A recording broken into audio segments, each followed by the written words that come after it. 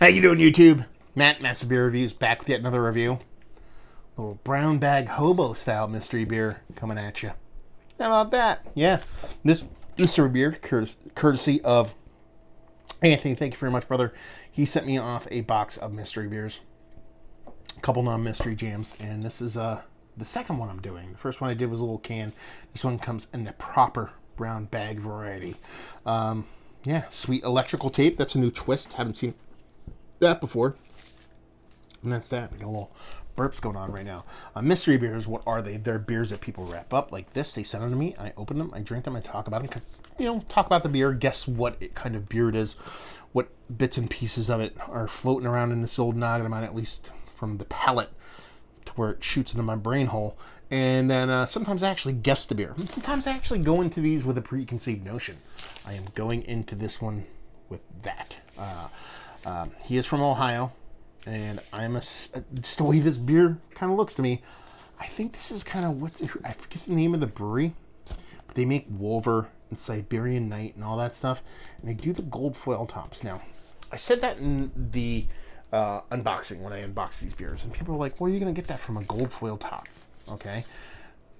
This is a specific color of gold foil. This is like a coloration difference and a dimpling difference. This is where my fucking weird brain goes when it comes to looking at beers and knowing shit about beers. Listen, you asked me to recall what I ate yesterday. You're not getting any. I'm like, I have no fucking idea. But when it comes to weird, inane information, I tend to recall them quite quick.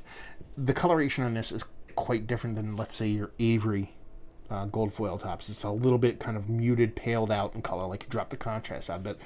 And the gold foil itself has this dimpling to it. I'm just saying, those kind of, those beers from that brewery, I can't believe I can't remember the name of them. You figured I would have looked it up before the review. It reminds me of that. So we're going to go into it with a little preconceived notion. Hopefully we can kick that at the curb. But we're going to do it otherwise. Sweet brown bag mystery beers. Looks like a hobo wrapped it up. It's like double bag, too. It's kind of got this, wrapped it twice. I don't know what's going on there. So hopefully we can crack this and not see anything. We'll crack this off, put that cap over there. I did not see anything. Maybe give you guys a clue what we're about to drink. I don't know. I didn't see that. Cool. Well, spoiler alert. I should have said something. Oh, buddy. Look at that darkness. Oh, yeah. So what do we have going on right now? A little Dirty Glass Mafia, as we do. You get that rich, dark blackness. Definitely looks like a stout. Index finger. Rich chocolatey, creamy head to it, and just probably above malted malt ball, below where I like my coffee to look like color-wise. She looks like a big kind of imperial stout. Let's get a nose.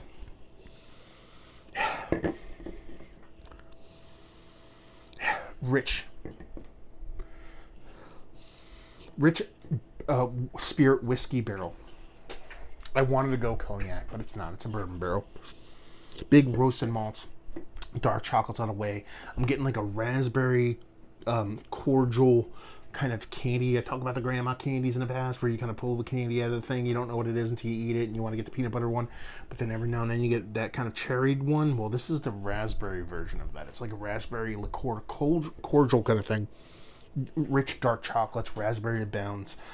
It's all from the way the beer is showing with that spirit barrel and the malt. There's no kind of jammy jelliness in this beer. This is just how that's showing itself. Big roasted malts, but they're tempered by that big sweetness from the spirit barrel. It's a Russian Imperial Stout. It's barrel aged. I wanted to knee-jerk go cognac, but it's a bourbon. Done and done. We're drinking Siberian Night right now, by the way. Cheers. Yeah, big. More drier, roasty component. Definitely drier, roasty component. This probably has a little bit of time on it too. I've sensed a little bit of oxidation going on. Not as sweet, not as decadent as you would think based off the nose. But the roasted malts come off drier, come off bittering, a little bit burnt, a little bit astringent. You get that spirit barrel in there. It's not as jammy as you would think it was, but you're definitely getting the soft bourbon tones, a little bit of soft heat to it, a little bit of toasty oakiness, a little bit of charred barrel to it. There is a coffee component that's come through really well, but it's all from roasted malts. You're not actually getting that from a coffee edition. Done and done. It's a barrel-aged Russian Imperial Stout, bourbon barrel-aged, with 1.5 to 2 years on it. It is that Russian Imperial Stout, the Siberian Night from the brewery I can't remember because I'm a doofus. No, it always tastes beer. I haven't had one of these in a very, very, very long time. Last time I've had anything from this brewery as far as their gold foil top stuff, I don't remember actually last time I had it. It had to be at least 4 or 5 years ago. So to kind of revisit it and go back into it is pretty damn cool. Especially in the semi-blind format. I know everybody out there's like, well, let's put it this way. If I reveal it, it's not that brewery, then I crash and burn. It's not that. But I'm pretty confident. I'd bet good money it's that beer. And people are going to be like, oh, you fucking cheated. You looked at it or whatever. Well, it's a little bit of Sherlock Holmes on top of a little bit of a good palate. You know what I mean? So, yeah. So it's also knowing beer. You know what I mean? I've had this beer several times, even though it's been Thirsty Dog. God damn it! Why can't I remember the brewery? I've had the beer several times. Like I said, it's been 6 years maybe since I've had it. 5 years maybe since I've had it. But when you have beers, especially when you're talking about 5-6 years ago, as far as what you get on the shelves here in Pennsylvania, these are some of the beers that were the bangers back in the day before you can go get stuff if you weren't traveling to some of the big old school, new school breweries. So they kind of make an impression on you, but you never forget that. But it's also, sure, it's come from Ohio, but it's not like I'm like, oh, I looked at this and I'm like, it's from Ohio. Let me look up Ohio breweries that gold foil top. I pulled it out of a box and I go, this is Siberian Night. Just because of the way the foil texture is. And if you could see it there, you can actually see how this is stippled. I don't think I have an Avery foil top floating around. I just got one from Avery, but I think I tossed the bottle out already. But if you look at the way the foils, the texture and the coloring of the foil, the way the stippling is and the way the color comes in, it's just, I don't know, man. There's little weird things that I remember when it comes to kind of information in beer. I just remember, it's a paler color yellow.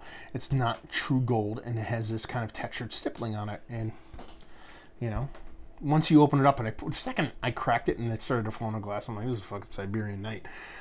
The only kind of question mark I had in my brain about what the beer was, whether it be a variant from these guys, I'm pretty sure based off the foil color and the texture that it was going to be Thirsty Dog. There it is. Actually, there it is. That is me to a fucking T. I can look at a foil, this much of a foil, and there's nothing on the bottom of the cap, so you weren't tipped. That much of a foil, and go, that's that beer called Siberian Night, but I can't remember the fucking brewery's name. That's me to a T. No, you can recall based off of a gold dimpled foil the beer, but not the brewer who made the goddamn beer. Anyway, yeah. But yeah, I mean, it's one of those beers. It says in here, we took our award-winning Siberian Night Russian Imperial Stout and aged it for 11 months in fresh bourbon barrels. The result blew us away. The dark chocolate malt yields a milk chocolate flavor. Blends perfectly with the vanilla from the barrel. The bourbon aroma adds the finishing touch. And there's definitely vanilla in there. I didn't even talk about that. I was a little too busy patting myself in the back about knowing shit. But yeah, that's the weirdness that is me, I guess, that I can just kind of look at a small piece of gold and understand. Now, and that's a preconceived notion about beer too. You try to separate yourself when you do the mystery stuff of getting to that portion of the show to where you're just kind of guessing the beer without drinking it. But it's hard not to. And honestly, I think it warrants a guess when you're doing it, because I think a lot of it goes into it. You know what I mean? Like beer-wise, not just drinking it. That's why when you strip everything out of it and do a mystery beers, that's fun. But there is a little bit more to the pomp and circumstance to beer before you actually taste it that is a good thing in beer too. So the whole kind of guessing game, getting down to it and drinking it and pouring it and just emphatically claiming what it is, well, your odds are better than I'm right based off of the information I have. I'm still going to be hanging my balls on the table and get totally douched on it, but who cares if I'm wrong? That's the whole point of the mystery beers, is just having fun with it. So, yeah. It's still a damn tasty beer. If it tasted like the nose does, it'd be fucking amazing. It's just a little bit too dry and a little bit too roasty. I don't think they date their bottles. If they do, then there's a proprietary kind of coating on the bottom. I have no idea what that means. There's no dating that I can tell on the label itself. It just says age 11 months. And that's pretty much it. I can't see anything else, but I'm guessing this has at least a season and a half on it. Like, this is last year's version, not this year's, because it does have a little bit of oxidation going on. But it's still a great beer, still a fine beer, still a good, great shelfie. So if you see this on the shelf and you like bourbon barrel aged imperial stouts, Russian imperial stouts, especially if you like Russian imperial stouts to skew a little bittering, which this one does, it'll definitely be worth a pickup. Did I just cut all the way to the review? Is it one of the better imperial stouts that I've had bourbon barrel aged? No, on the outside looking in, but it's damn tasty. You can get it pretty much everywhere and all the shit I just said before. There you go. Let's end a review like that. Hopefully you guys enjoyed their mystery beer. Down there if you want to talk about it. Massive Beers if you want to check me out doing the social media stuff. Beer Massive if you want to check me out doing the whole podcasting stuff. And hopefully you guys enjoyed the review. Hopefully enjoying a nice little Siberian night right now. And hopefully see you next time. Cheers.